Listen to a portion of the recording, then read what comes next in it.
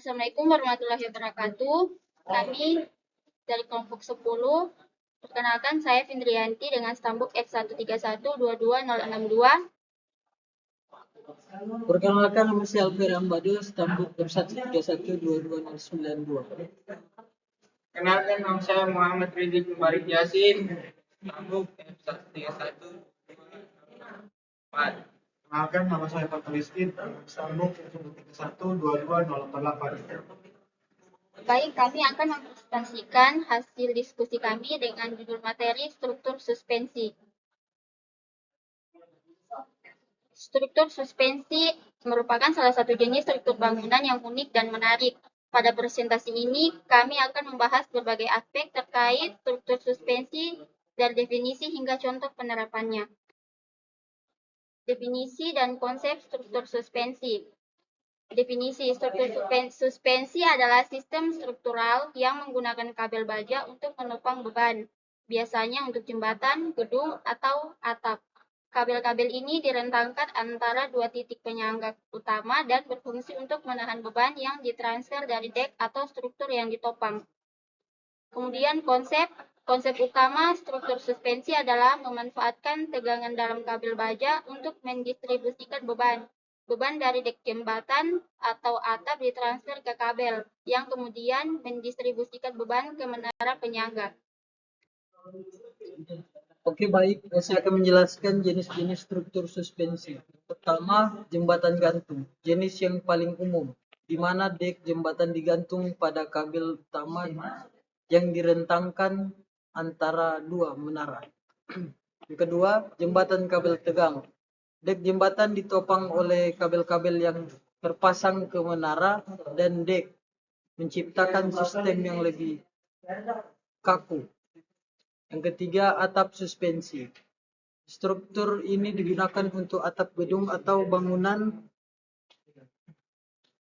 di mana kabel baja digunakan untuk menahan beban atap. Prinsip kerja struktur suspensi. Yang pertama, transfer beban. Beban dari dek ditransfer ke kabel utama yang kemudian dibagikan ke menara dan fondasi. Yang kedua, tegangan kabel. Kabel baja berada dalam kondisi tegang mendistribusikan beban secara merata ke seluruh struktur. Yang ketiga, dukungan menara.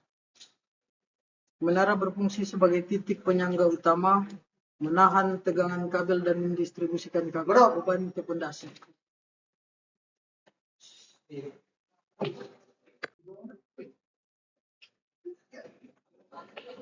Nah, selanjutnya ada kelebihan kekurangan struktur suspensi. Yang pertama itu kita bahas kelebihan.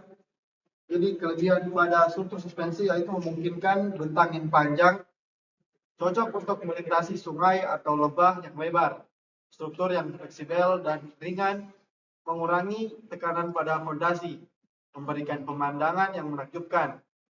Selanjutnya itu ada kekurangan. Struktur suspensi memiliki kekurangan yaitu membutuhkan material baja berkualitas tinggi dan proses konstruksi yang kompleks. Rentan terhadap getaran dan angin kencang, memerlukan desain yang cermat, dan perawatan dan pemeliharaan yang intensif diperlukan.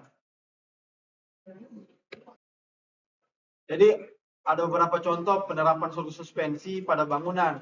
Yang pertama itu ada Golden Bridge atau jembatan, merupakan salah satu jembatan gantung tertua dan paling ikonik di dunia.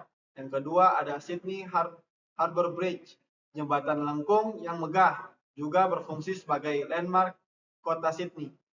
Yang ketiga itu ada Akashi Kaikyo Bridge, yaitu jembatan gantung terpanjang di dunia, menghubungkan Pulau Honshu dan Shikoku di Jepang.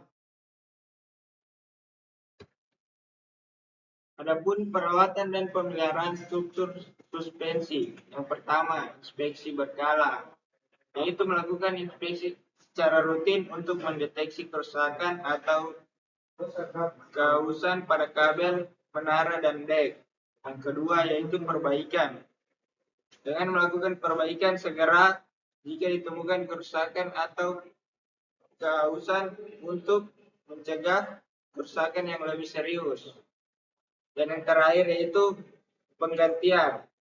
yaitu mengganti komponen yang sudah aus atau rusak seperti kabel atau menara jika diperlukan. Sekian. Baik, sekian dari presentasi kelompok kami. Saya ucapkan terima kasih. Assalamualaikum warahmatullahi wabarakatuh.